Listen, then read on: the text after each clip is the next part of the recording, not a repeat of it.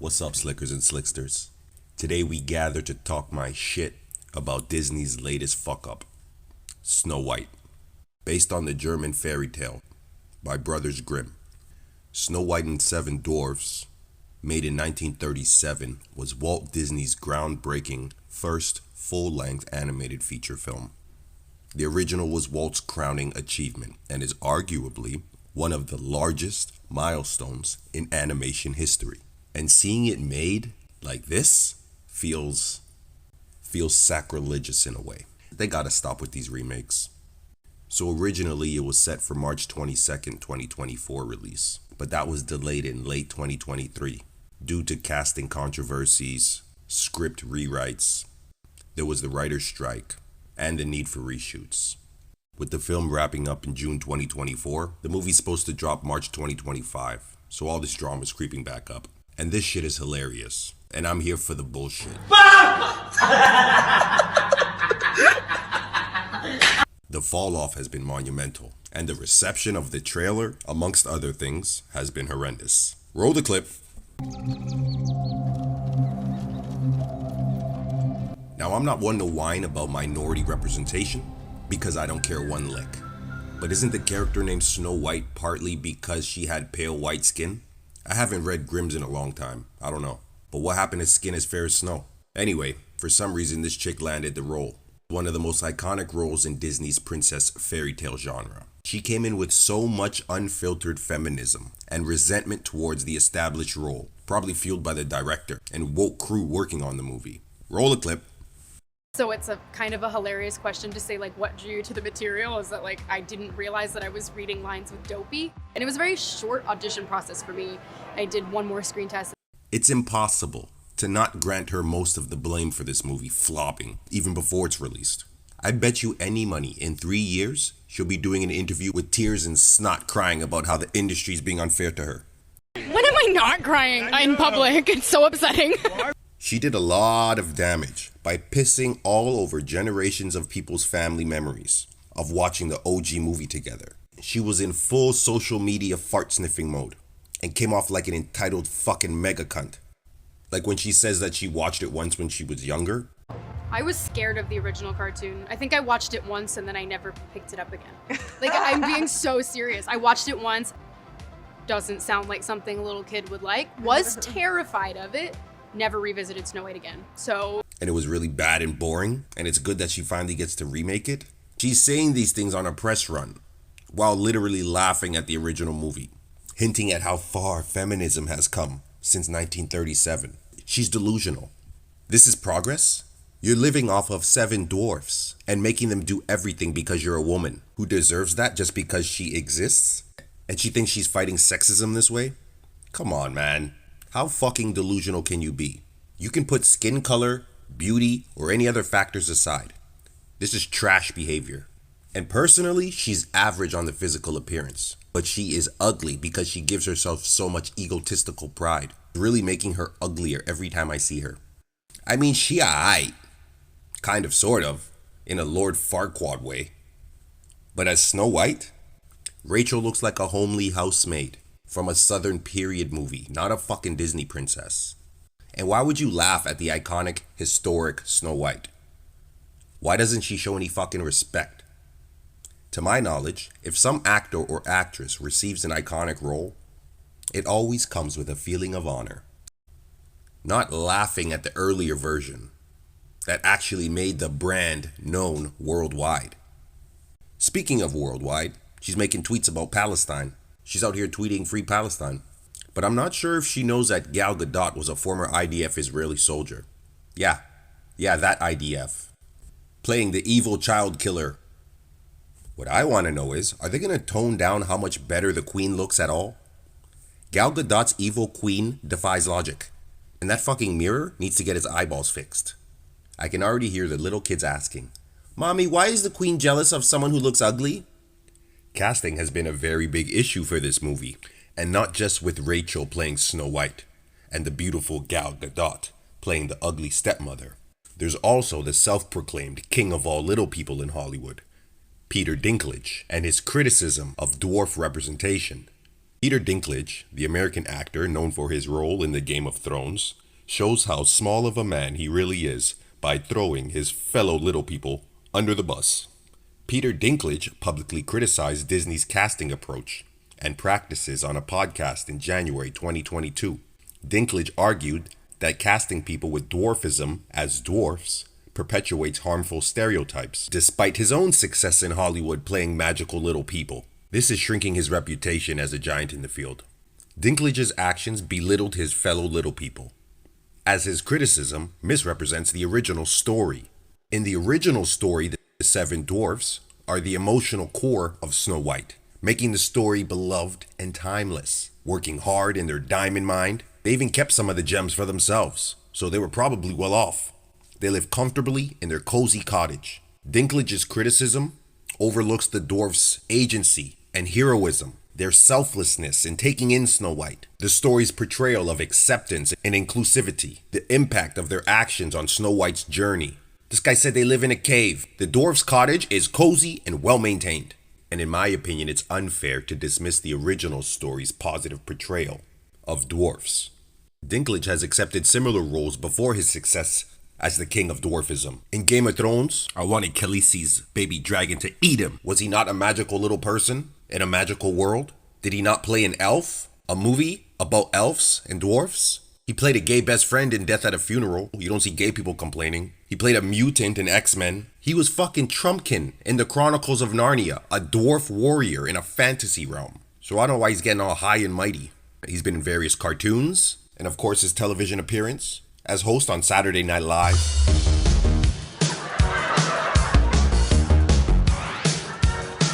Okay, he's accepted similar roles before his success. Dinklage's comments hinder opportunities for others, rather than promoting inclusivity, while simultaneously protecting his status as the go-to dwarf actor. I'm not a doctor, but it would seem he has an acute fear of diluted exposure. Sharing the screen with other dwarf actors threaten his dominance. I see a little hypocrisy, advocating for inclusion while safeguarding his own interests. His problem with Disney is that it's selective progressivism, and Disney prioritizes women and black people and Latinas over his little issues. I was a little taken back by the they're very proud to cast a Latino actress as Snow White. Yeah. But you're still telling the story of Snow Still White. Snow White, yeah. And Seven Dwarfs. Sure. So take a step back and look at what you're doing there. It makes no sense to me. You're progressive in one way, but you're still making that fucking backward story of seven dwarves living in a cave. What the fuck are you doing, man? He sees Disney's progress as superficial. You're progressive in one way, but you're still making that fucking backward story of seven dwarves living in a cave. What the fuck are you doing, man? Or hypocritical, because it's not big enough for him. He's an angry elf. And he feels that his advocacy for dwarf representation feels overlooked, and his voice is not being heard. Fuck you, Peter. Disney's diversity efforts may not meet your expectations, but at least these niggas are trying. Advocacy is not a competition, you little shit. Everyone's voice matters. It's ironic too, because Dinklage would have been perfect for Grumpy. And for some reason, I picture Danny DeVito as happy. But yeah, fuck Disney. What's next? I want to see them cast an Irish actress to play Pocahontas. 101 Chihuahuas?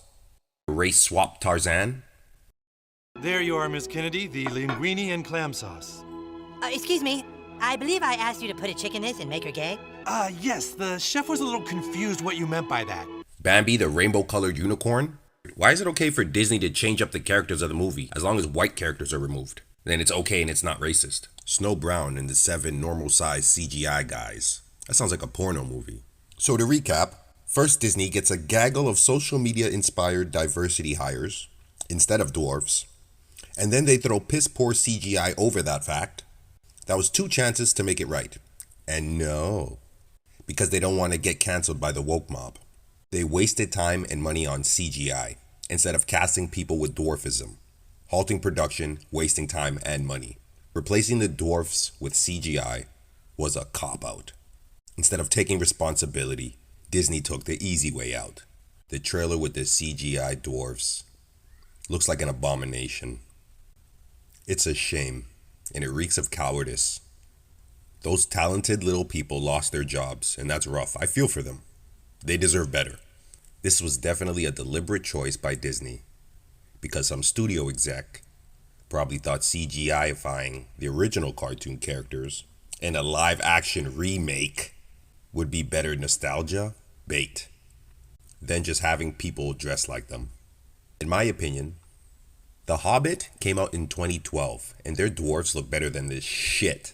Disney could have used editing techniques, like in Lord of the Rings or The Hobbit, to achieve the desired dwarf appearance, even with regular height actors. This CGI shit is gross. For me, it's funny that the first Snow White built Disney, and hopefully the second will end it. Their recent track record is jam-packed with examples of creative bankruptcy. Aladdin, The Little Black Mermaid, and now the Mexican Snow White. Despite controversies, Disney's financial juggernaut rolls on. The Little Mermaid live-action remake grossed over $570 million, and they own the rights to Pixar flicks like Inside Out. They bought Marvel, so they own Deadpool and Wolverine. They're still making money. But perhaps, just perhaps, this Snow White remake will be the straw that breaks the camel's back. I know they're going to put as much positive attention on it as they can. And if people are quiet, then it allows Disney to control the narrative and to trick people into paying to watch this bullshit. I'm doing my part by hating on it and mocking it to educate others. Because right now there's more dwarves on this podcast than there are in the new Snow White movie. And that's probably due to Peter Dinklage. So that they don't watch it. Here's my issue. My issue with everything Peter Dinklage has said with this whole situation about Snow White and the Seven Dwarves and the remake coming. It's Snow White and the Seven Dwarves. It's not Snow White and the seven normal-sized humans like every other movie. This is a fairy tale, a remake of a fairy tale, pardon me. And this is also giving seven dwarves, people, real-life people, actors, a chance to star in a movie in a role that is fit for them, literally fit for them. I can't, when The Greatest Showman came out, I couldn't be the main lead. I couldn't be P.T. Barnum. I could have been one of the side acts because that role was made for me. And the issue at hand is, by saying this, he's doing something worse for the dwarf and the little people community. He's trying to take roles away. It really blows my mind. The whole woke thing, you're going too far, in my opinion. It's too far. It's too much. You're trying to change something that doesn't need to be changed. There's nothing wrong with how dwarves were portrayed. He wants to say these cave dwellers. That's wrong. First off, they lived in a cottage. They worked. And they had a whole lot of gems.